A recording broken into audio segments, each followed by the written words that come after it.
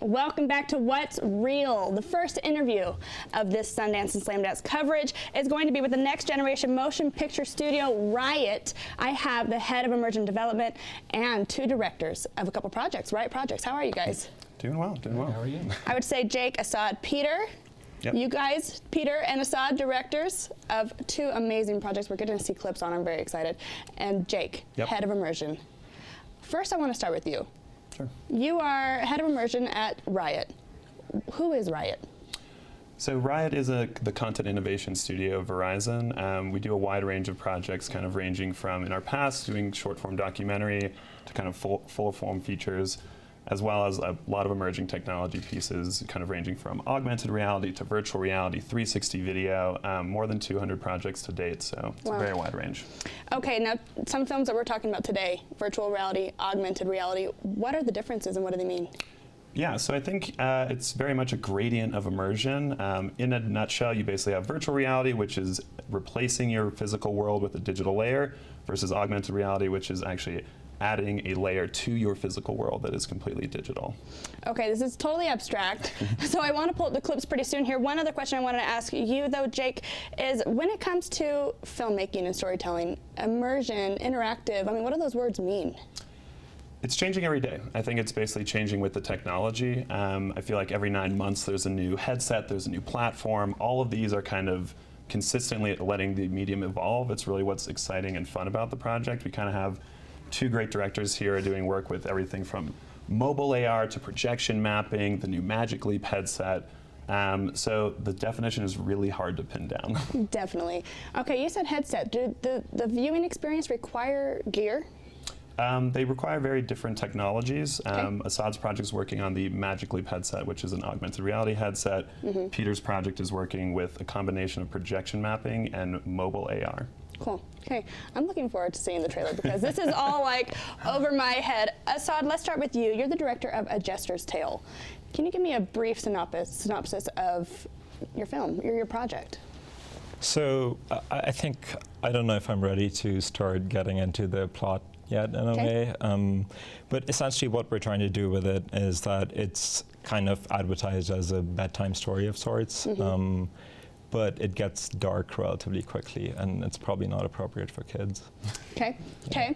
Well, we do have a clip. Can we show that? Please, go for it. Are we ready for that? Okay, let's pull it up.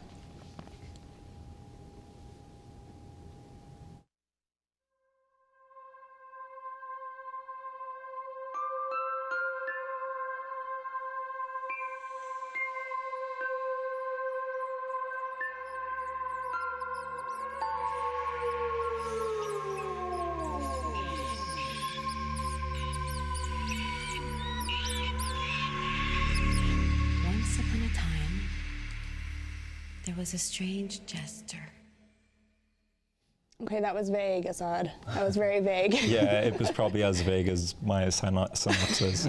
I mean, so basically, I would say that the idea of the project is there's a lot of meta commentary because the medium is so new, and I just find it such a rich place for exploration of, for example, like there's a question about what is real and what is just a copy of the real. It's like a big artistic question that people have dealt with in all kinds of mediums, and it just feels like this is the first time when it's a literal question, and you can have a hologram and you could, let's say, have a real person or a real actor, and the line between when someone's real and when someone's not is starting to blur, and that's kind of part of what the project is trying to explore. Interesting. Yeah. I want to know, what is this project? I can't call it a film, can I? Is it a film? I usually call it an experience. Yeah, so that's kind of what I stick with, and as Jake said, that like the exciting part about emerging technology is that it's constantly changing, and because of that, there is no standardized way of scaling these things, which of course has its own problems, but it's also just makes it a lot more exciting to work in the space as well. Well, you get a lot more exploration, right? Exactly. Yeah. Okay, since we're being so vague, one thing I do want to know is, what do you want the audience to take away from this experience? I want the audience to really question how they live their lives, in the sense that what simulation is to begin with, because frequently when we talk about the word simulation in context of AR and VR, people think of literally a computer-generated simulation, but simulation is more than that, right? Like just the social structure that we've built up, everything from fashion to trends to the idea of money, and everything is like human constructed things that we've built up. And I'd like people to go away like challenging and rethinking all of those things as a simulation. And what's real and what's not real, right? Yeah. All right, Peter, let's go on to you. The dial. This is your experience. Do you call it an experience as well? Yeah, I think so. I would like to just show the clip first, and then let's get into your questions. Okay. All right? All right, let's see this.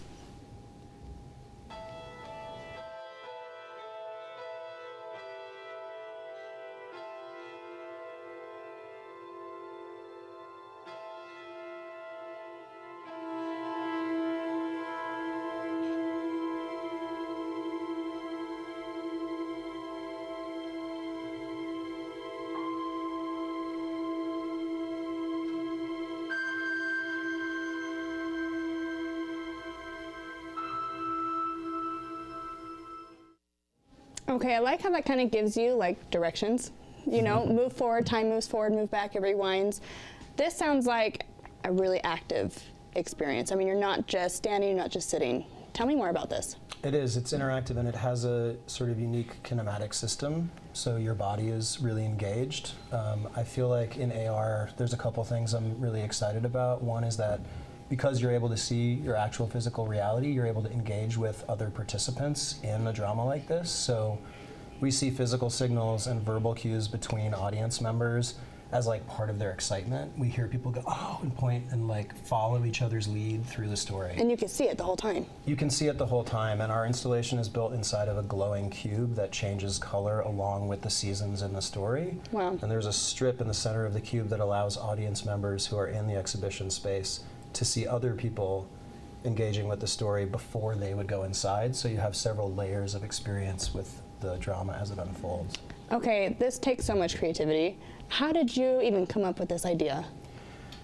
I thought it would be really interesting to play around with combining a number of different types of digital layers. So the projection mapping AR thing made sense to me at the beginning, and so we did some proof of concept tests and we found that it really worked, that these two layers played really nicely together. And I always feel like in interactivity, I don't just want a choice between 1 and 2. I want to feel physically immersed, and I want to feel connected with my body and with the bodies of other people as we engage with it. I feel like that makes interactivity feel really compelling, emotionally connected, and truly immersive. When I feel like I'm in a space where my body disappears for me, I'm not as excited. But when I feel like my body is the driving force, that feels like the new media world I want to be a part of. Which it sounds like the media world is going this direction, right? You guys are like the forefathers almost. You're beginning this new step in media. Last thing, Peter, I have to wrap up because we're running out of time. Do you want to give us a quick narrative? You know, what is happening in your story? A car crashes into a stone wall outside our central family's house in the middle of the night, and you have to unravel what happened, who was in it, why did it crash, and the pathway you choose through the story forward and backward gives you a unique sort of point of view and experience about what the answer to that question is. This is amazing. Thank you guys all for coming here today. I believe your experiences are debuting tomorrow, is that right? That's correct. So congratulations to you guys for first of all being featured here at Sundance in Park City, Utah. I hope that your experiences blow up after this. Thank you. Jake, Asad, Peter, thank you so much for being here. Thank you. Thanks for having us. All right, guys, we have more music from Jeff Carl coming up right after this commercial break. Stay tuned.